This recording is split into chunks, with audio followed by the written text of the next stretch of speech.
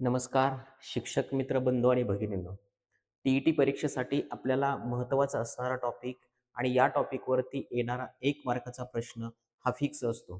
तो प्रश्न आहे संख्या लेखन या पद्धतीवरती. बघा 2013 साली आलेला प्रश्न 4892 यातील प्रत्येक अंक एकदाच वापरून तयार होणाऱ्या 4 अंकी जास्तीत जास्त संख्या किती? आता आपल्याला 3 अंक दिलेले असतील, 4 अंक दिलेले असतील किंवा 5 अंक दिलेले असतील.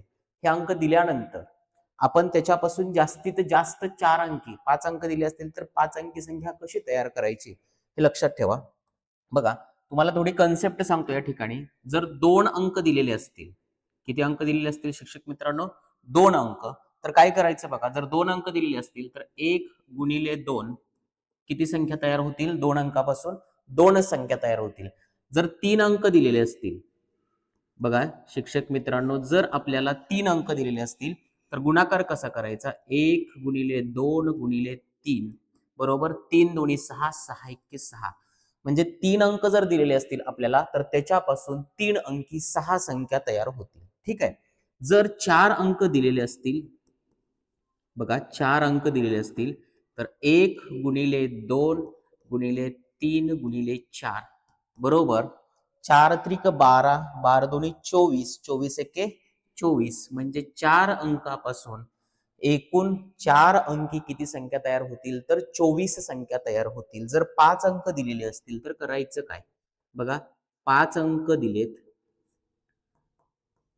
1 गुणिले 2 गुणिले 3 गुणिले 4 गुणिले 5, 5 चोक 20 त्रिक 60 दोन्ही 120 एक्के 120 यांचा गुणाकार झाला 120. या पद्धतीने कितीही अंकी संख्या तुम्हाला देऊ द्या, त्याच्यापासून आपल्याला किती संख्या तयार होतील हे सहज काढता येईल या पद्धतीने. लक्षात ठेवा. आता इथे बघा आपल्याला 4 अंक दिलेत, बरोबर 4 अंक दिलेत म्हणजे आपल्या संख्या किती तयार झाल्या? 24. जर 3 अंक दिले असतील तर संख्या 6, 2 अंक असतील तर संख्या 2 आणि जर 5 अंक दिलेले असतील तर संख्या किती तयार होतील? 120 संख्या तयार होतील. कोणतेही कितीही अंक देऊ द्या तुम्हाला, त्या अंकांच्या तेवढ्या अंकांपर्यंत काय करत येणे? बेरीज करत येणे. ही ट्रिक या ठिकाणी, हा नियम लक्षात ठेवा. ठीक आहे. आता इथे आपण हा प्रश्न सोडवूया. ही कन्सेप्ट तुमच्या लक्षात आली असेल. आता हा प्रश्न आपण सोडवूया. बघा व्यवस्थित स्क्रीनकडे लक्ष द्या. बघा काय याच्यामध्ये 4 अंक दिलेत म्हणजे एक लक्षात ठेवा, इथे आता एकूण संख्या किती तयार झाल्या शिक्षक मित्रांनो? तर एकूण संख्या तयार झाल्या 24. बरोबर.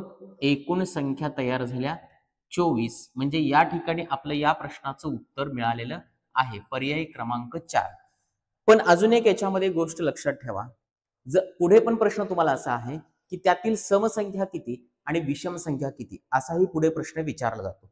आता लक्ष द्या व्यवस्थित. एकूण संख्या तयार झाल्या 24. आता त्यातल्या सम किती आणि विषम किती ह्या शोधायचे. ठीक आहे. एकूण तयार झाल्या आपल्या 24. एकूण अंक किती आहेत? 4. त्याला भागिले 4 करा. 4 एक्के 4, 4 सख्ख 24. किती आले इथे आपलं? 6. आता व्यवस्थित ऐका. इथे आपलं उत्तर 6 आलं म्हणजे हे प्रत्येक अंक 6-6 वेळा येणार. लक्षात ठेवा. प्रत्येक अंक 6-6 वेळा म्हणजे 4, त्यानंतर आहे 8, त्यानंतर आहे 9 आणि त्यानंतर आहे 2. म्हणजे हा अंक 4 अंक किती वेळा येणार? 6 वेळा.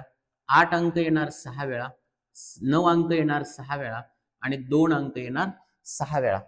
म्हणजे हे जे अंक आहेत प्रत्येक अंक हा 6-6 वेळा येणार. बघा ना, बघा 6 एक्के 6, 6 दुनी 12, 6 त्रिक 18, 6 चौक 24. म्हणजे प्रत्येक अंक आपला येणार तो 6-6 वेळा याच्यामध्ये येणार. क्लिअर? 6-6 वेळा येणार. मग 4 जो आहे तो 6 वेळा येणार, 8 6 वेळा येणार, 9 6 वेळा येणार आणि 2 पण 6 वेळा येणार. मग आता आपल्याला प्रश्न काय विचारला पुढे? इथे दिला नाही प्रश्न, फक्त मी सांगतो, लक्ष द्या की याच्यामध्ये ह्या 24 संख्या तयार झाल्या, त्यातील समसंख्या किती आणि विषम संख्या किती? व्यवस्थित लक्ष द्या. सम किती आणि विषम किती? बघा आता 4 ही समसंख्या आहे म्हणजे ही एक 6. बरोबर. हे 6 झाले. ही सम आहे ना 4. मग ह्या किती वेळा येणार आहेत? 6 वेळा येणार आहेत. 8 ही पण सम आहे, ह्या पण किती वेळा येणार आहेत? 6 वेळा येणार आहेत. 9 ही विषम संख्या आहे, ही किती वेळा येणार? 6 वेळा. 2 ही पण समसंख्या आहे, किती वेळा येणार? 6 वेळा. मग समसंख्या किती आहे त्याच्यामध्ये बघा, 1, 2 आणि 3, बरोबर. मग ह्या किती वेळा येतात? 6 वेळा. म्हणजे 6 एके 6, 6 दुनी 12 आणि 6 त्रिक 18. समसंख्या किती वेळा आल्या? 18 वेळा. आणि विषम संख्या एकच आहे, किती वेळा आली? 6 वेळा. यांची सुद्धा बेरीज केली तर तुम्हाला 24 उत्तर मिळेल. लक्षात ठेवा. म्हणजे मी तुम्हाला या ठिकाणी संख्या कितीही अंक दिले असतील तर संख्या कशी काढायची हेही सांगितलं आणि त्याच्यामध्ये सम आणि विषम हेही सांगितलं आणि याच्यावरती आपल्याला टीईटीला प्रश्न येतो. ठीक आहे. आता पुढचा जो प्रश्न आहे शिक्षक मित्रांनो, तर तो प्रश्न तुम्हाला देतो, त्याच्यामध्ये 0 आहे. त्याचं उत्तर मला कॉमेंट्स मध्ये सांगा. नंतर आपण पुढच्या शॉर्ट व्हिडिओमध्ये त्याचं उत्तर तुम्हाला नक्कीच देऊया. इथे आहे हा प्रश्न.